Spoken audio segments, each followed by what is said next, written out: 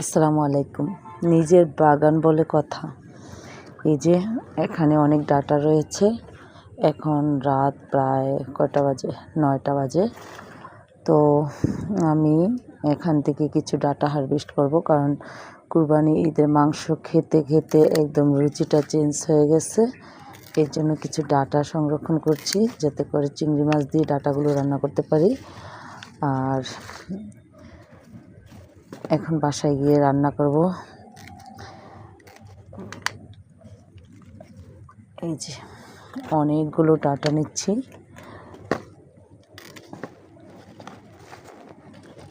কুরবানি ঈদের মাংস খেতে খেতে আর ভালো লাগে না।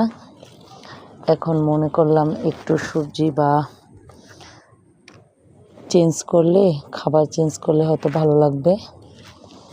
তার জন্য রাত করে চলে আসলাম ডাটা নিতে।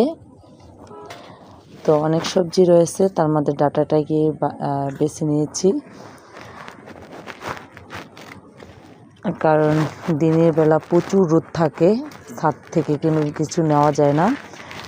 ঠান্ডায় এগুলোকে হারভেস্ট করছি।